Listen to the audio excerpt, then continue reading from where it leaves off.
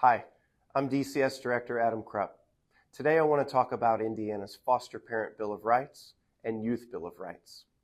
Both show a commitment from Indiana and the Department of Child Services to ensure foster parents and youth are treated with respect and have the support they need throughout the placement process. The Foster Parent Bill of Rights highlights several areas important to foster families, including open communication, privacy, security, support, collaboration, and respect. In Governor Mike Braun's administration, we are prioritizing our relationship with foster parents, our teammates and partners in the child welfare system who open their hearts and homes to provide a safe, loving place for our most vulnerable. Indiana's Youth Bill of Rights describes the rights of Indiana's foster youth with respect to education, health, visitation, and court participation. It also includes the rights for youth to be provided various documents, the right to stay safe, and avoid exploitation. The Youth Bill of Rights is designed to give youth involved in a child in need of services, collaborative care, or delinquency court case a voice and an opinion in decisions that will impact their lives.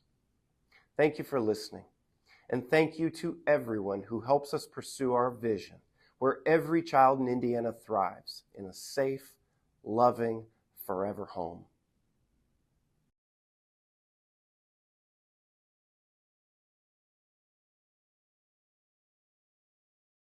Hi, my name is Kirk Spicer. I've been in the system 9 years now. I'm a youth. Hi, my name is Wilbert L. Walton. I'm an older youth case manager with the Department of Child Services, and I've been with the agency for about a decade. Hi, my name is Nichelle Miles, and I'm a foster parent. I've been a foster parent, me and my husband Stephen, for 19 years. Hi, my name is LaShawn Tinker, and I have been a foster parent on and off for the last 30 years, along with my daughter, and I'm also a DCS worker training foster parents.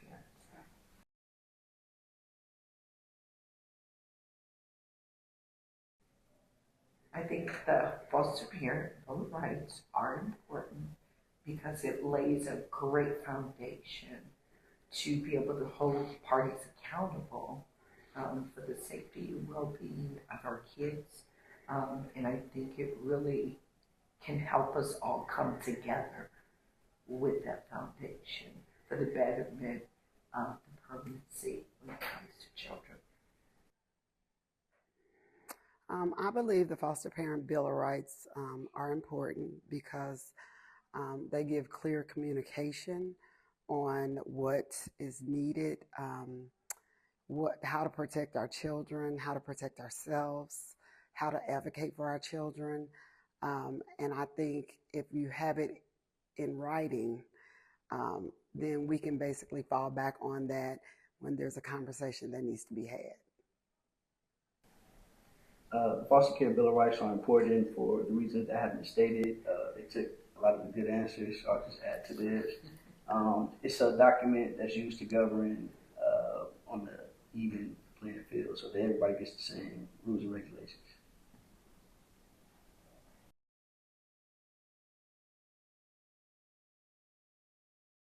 The Indiana Bill of Youth Rights is important.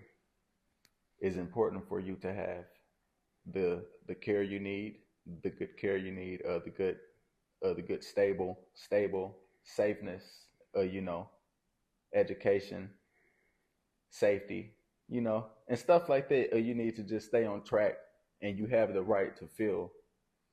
You have the right to feel however you feel. You got caseworkers, you got everybody you got to talk to. You have a right to talk to them. You have a right to feel. You have a right to care. Basically, you have a right. So.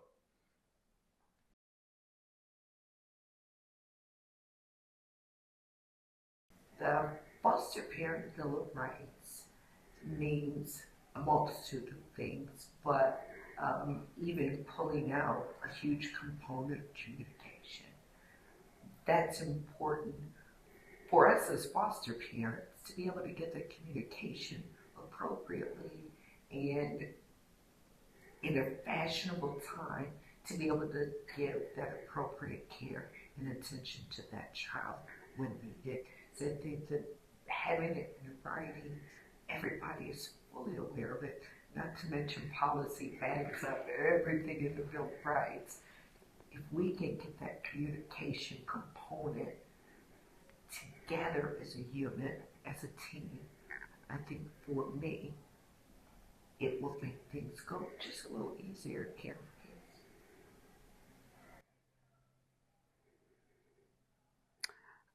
I believe, well, what the foster parent Bill of Rights mean to me. First of all, I mean, it always touches on communication, safety, collaboration, all these things, right? But I think it's really important that we actively use it. You know, I feel like sometimes it's a document, right, that's not really being enforced. So as a foster parent, like she said, if we could communicate on a higher level to where we're communicating all these things, the safety, the respect, all that, you know, I understand that DCS is short-staffed. I mean, I've been in this long enough to know that. But at the same time, it's important if I've had a child in my house for 2 years that I know what's going on with the case, that I know when the hearings are, when I know if you're going to come do a visit. You know, these are just all important because we have lives too. And I think when you put rights in place, it's because you're considering all, right? You're considering that we have our own families and our own stuff and jobs and stuff too. And so I think it means a lot when everybody as a team is taking that whole thing into consideration, right? And they say, okay, well, the child has rights, DCS has rights, but the foster parents have rights too. And that's why we wrote it, because if we wrote it, that's what its purpose is. So I just think that we need to do a better job of communicating that whole thing as a whole and taking that into consideration when we're working with one another for the sake of the children. So, older youth having Bill of Rights is important to me because it equates to equality across the board, so that everybody's on the same page in regards to their health, their safety. There being communication, effective communication with them, being in the system, an already traumatic experience. You know, they have this list of rules that kind of governs the information that they get and access to information and healthcare and normalcy on the overall scale.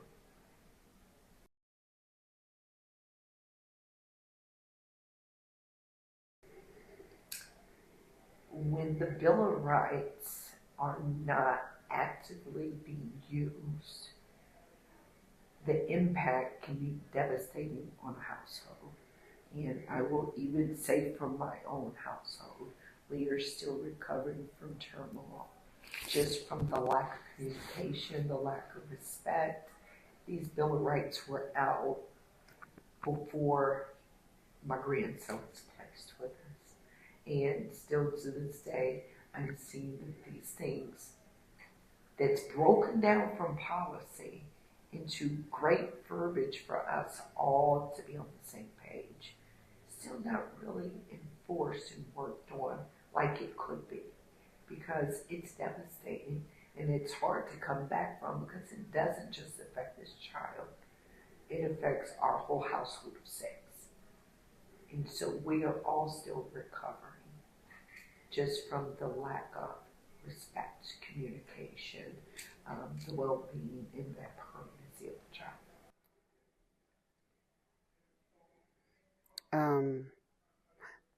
The Bill of Rights, if not correctly used, will impact your household on a much greater level than I think even DCS understands, because we live with the children. We're there with them 24 hours a day, okay?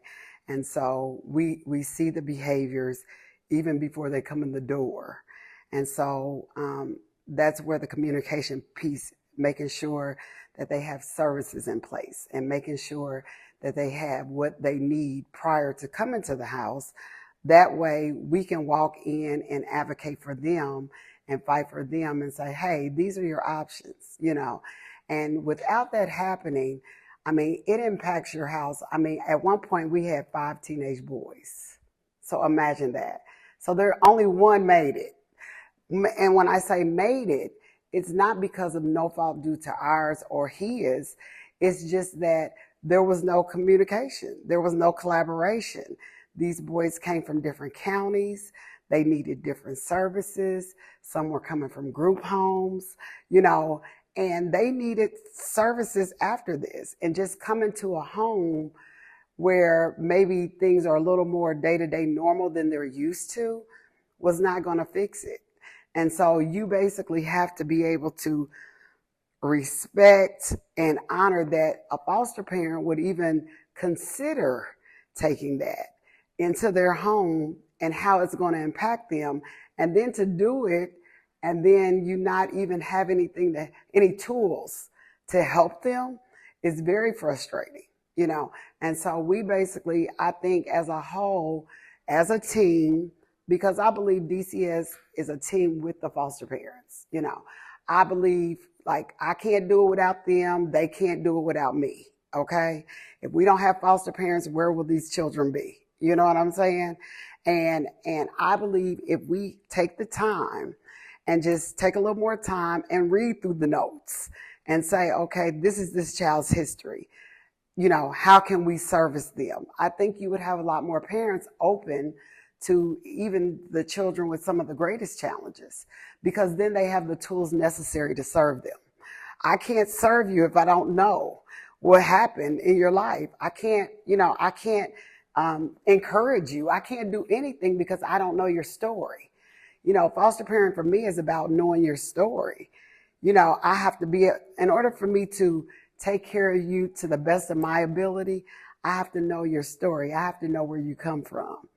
I can love anybody, but sometimes love is not enough for our children. And so therefore we have to take the next step. And I believe it impacts us so greatly to where if we don't have this, everything becomes unsafe. Everything becomes unsupported. You know, all those things take effect when we don't, you know, use these rights. And so it's very impactful. Yeah, so if the Bill of Rights were not utilized for either the foster parents or the youth, then it has the potential to jeopardize stability. It has the potential to compromise the peace of mind, and it can also compound an already traumatic experience. You know, here you have a youth that is most oftentimes removed from the home and placed in a stranger's home. Oftentimes due to something that their parents did. They're completely innocent and they're thrown in a situation. And then on the foster parents' end, you have a willing, good-hearted person that is accepting somebody into their home, and they don't know this kid or this person, this teenager, from anybody, right? And if there isn't a set of rules to govern their relationship, then it just jeopardizes all those things I listed in the front: stability, peace of mind. It compounds trauma. Foster care Bill of Rights are very important. Kind of serves as like a liaison between foster parents, the state, and the youth, and it kind of keeps everything governed in a peaceful manner. Yes. So the Bill of Rights, if it's not in place, I could say that I'm a victim of it not being in place and it being in place.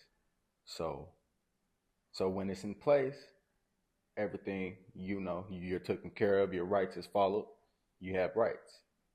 You know, on the flip side, if you're in a household placement wherever DCS has put you, I feel like you know it's stuff when it comes to rights that some people have to follow if you have rights. And it's just important to have rights in every household, every placement, and everywhere with structure. If you want structure, you know, you should have that stability, and it's important to have it.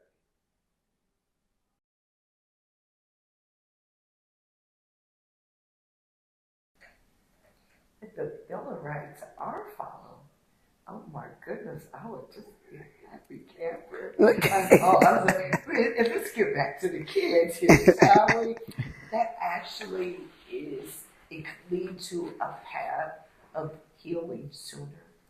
Getting them into services as soon as we get them, because that's that start of healing for them, so that they can start to gain their life and get to know who they are and become a child, because some of them have lost out on being a child. But if we can get everybody as a unit, as a team, to follow those policies, aka Bill of Rights, that's a great opportunity for these children to also see how we can all work together for the betterment of them, so that we can help them be able to be ready for that next life when they turn that big 18, when they're ready to move out and do their thing. Hopefully we can be able to provide them what they need if we can work together. So if the foster parent bill of rights are followed, I think you have success at the end. I also think you cut down on children that re-enter the system as well, because we have an older youth. We've had him for 4 years, okay, and he just graduated from high school, and he just joined the National Guard, and he knows he's our child for life, even though adoption wasn't an option. He knows he has a forever home, you know. And so I think when they are followed, when everybody, like, you know your rights, I know my rights, right? Because sometimes there could be a conflict of personality. It's just like the DCS workers. We can't expect everybody to have a personality that doesn't conflict with somebody at some point. But what we can do is, for the sake of the child, do what's best for the sake of the child. You know what I'm saying? So if I need a little more communication, or if I need more information, or if I need to make a decision and I need you to follow up with the courts on the decision, like, all those things are going to impact the home in a great way, as long as they're all processed and done, you know. And so I think what happens is the ball kind of gets dropped, where, you know, we don't do that. And so I think our youth and our own homes would be impactful in a positive way if we had them to be able to do that. You know, if everybody could just be like, okay, yes, this is what the child experienced. And even when I have older youth come in my home, like, honestly, a lot of them came from other counties. And I'm in Marion County. And so I would sit down with the caseworker, and if they came from a group home, I would actually interview them, you know, and I would say, hey, why do you think you want to live here? I mean, check it out. Check out the place, you know, because what you see is what you get here, you know. And I'm like, you know, why do you think you want to live in a home with two parents? You know, just to get their mindset, their input, you know, because we could have one idea, but they could have, he said it great. He said it down there. So he was like, if you want structure, like, some people don't want it, you know? And so if you come in, you could probably already feel the structure in my house, right? But if that's not something you desire, you be like, this might not be a good fit for me. And that's okay, you know? But I believe that communication right there piece gives everybody a fair shot at what we all want and what our common goal, which is for that older youth or that child to grow up in a safe, happy home, because they've had enough trauma. Like, we don't want to re-traumatize them because we don't know their history or we don't know their story. We don't want to re-traumatize that. And then it's positively impacted because, hey, we got the information we need, you got the information you need, and we can move forward. So, the Foster Care Bill of Rights are enacted in the Youth Bill of Rights as well. It allows the system to work, to simply work. There's a system put in place to where there's a youth in need of care, and there's a good-hearted foster parent that's willing to take in that youth, and the Bill of Rights kind of governs their relationship. So if that document is in place and it's utilized correctly, then it allows that foster parent who has a good heart to continue to foster because she's governed appropriately, and it allows this youth to start to reduce the trauma that he or she is going through. So I think that's why it's important. The Bill of Rights is important if it's followed. I'm a victim of that too, of it being followed. So my uncle's on kidney failure, and with him just being open up to get me, that that made me feel some type of way, because there is people out here that care, that care about your rights. There's people out here that care. So if the rights is followed, there's no guarantee, not even the rights, but just if the Bill of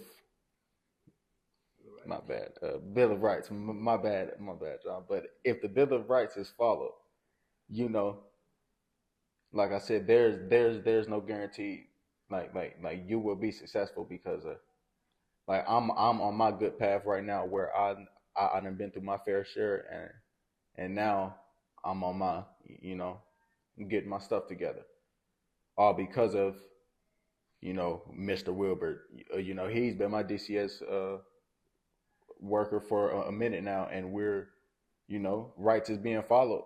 Everything, I'm getting what I need. I'm getting everything, all the care I need and all the resources I need, and more. So, when the rights is followed, everything should be cool as long as you want it to be.